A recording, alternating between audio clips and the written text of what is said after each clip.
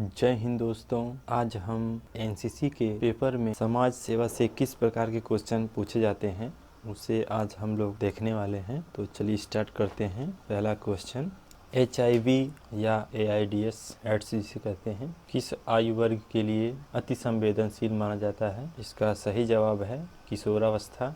दूसरा question, ads दिवस कब मनाया जाता है? अगला पॉइंट बी पॉइंट है, सही गलत पर निशान लगाइए। पहला पॉइंट है इसमें एड्स से पीड़ित व्यक्ति के साथ खाना नहीं खाना चाहिए, तो ये गलत है। दूसरा पॉइंट, रक्तदान करने से शरीर में असंतुलन पैदा हो जाता है, तो ये भी गलत है। तीसरा पॉइंट, रक्तदान करने से मनुष्य का शरीर कमज़ोर हो जाता है, तो ये भी पॉइंट गलत है। चौथा पॉइंट, मच्छर या अन्य कीड़ा काटने से एड्स नहीं फैलता है, तो ये ट्रू पॉइंट है। तीसरा क्वेश्चन, HIV व एड्स का पूरा नाम लिखिए। तो HIV का full form human immuno deficiency virus और एड्स का full form acquired immuno deficiency syndrome होता है।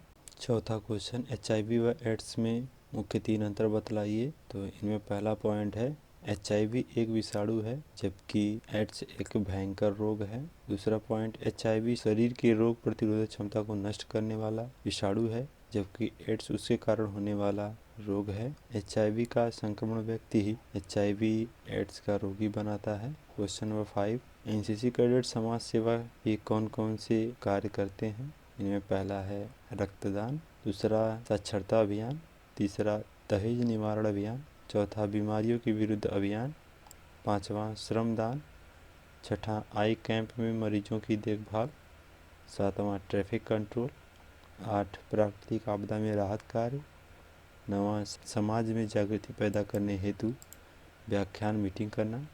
तो ये इन सारी चीज़ों में कैडेट भाग लेते हैं। छठवां क्वेश्चन, निर्बल वर्ग की क्या आवश्यकताएं हैं? पहला रोजगार, दूसरा पेयजल, तीसरा पौष्टिक आहार, चौथा स्वच्छ आवास, पांचवा बिजली, छठा आवागमन के साधन, सातवां चिकित्सा, आठवां सामाजिक परिवर्तन, नौवां मनोरंजन से संबंधित सुविधाएं। क्वेश्चन नंबर 7, दहेज निवारण पर 4 पंक्तियां लिखिए। तो इनमें पहला पॉइंट है महिलाओं के खिलाफ होने वाली दहेज हत्या के मामलों को शीघ्रता से जांच होनी चाहिए। दूसरा पॉइंट, दहेज घृणित सामाजिक समस्या है और इसके निराकरण के लिए सामाजिक जागरूकता लाने की ज़रूरत है।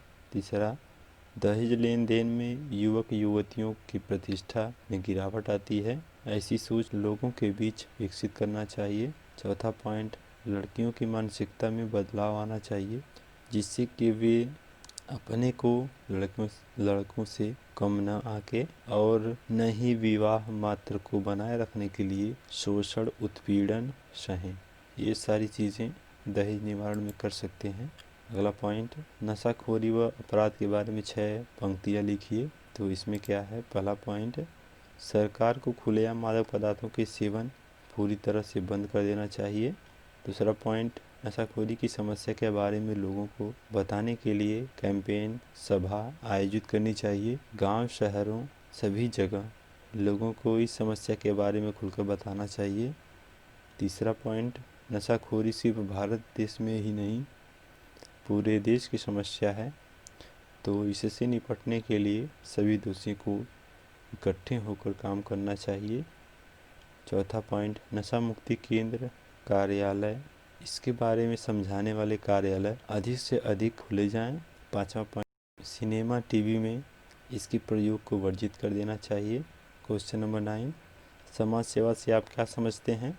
समाज सेवा का अर्थ है स्वार्थ रहित होकर जन कल्याण के कार्यों में अपनी अर्जित शक्तियों द्वारा पूर्ण रूप से सहयोग देना ही समाज सेवा कहलाता है।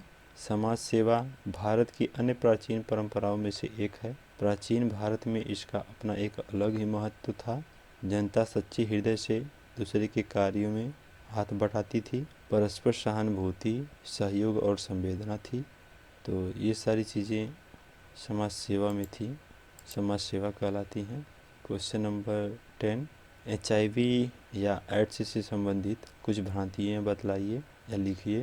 तो इनमें क्या भ्रांतियाँ हैं? HIV विषाणु वायु, मच्छर, कीट के द्वारा नहीं फैलता है। दूसरा पॉइंट, संक्रमण व्यक्ति के साथ खाना खाने, छूने, सार्वजनिक शौचालय, बाथरूम, रोगी के बर्तन आदि छूने से भी यह रोग नहीं फैलता है। एक बार फिर से जय हिंद दोस्तों, तो मिलते हैं फिर अगले वीडियो में। तो दोस्तों कमेंट करके हमें बताइए कि आपको वीडियो ये कैसा लगा है, ताकि हम आपके लिए अच्छे से अच्छे वीडियो बनाने में आपकी मदद कर सकें। और हमारे चैनल को सब्सक्राइब करना ना भूलें। जय हिंद।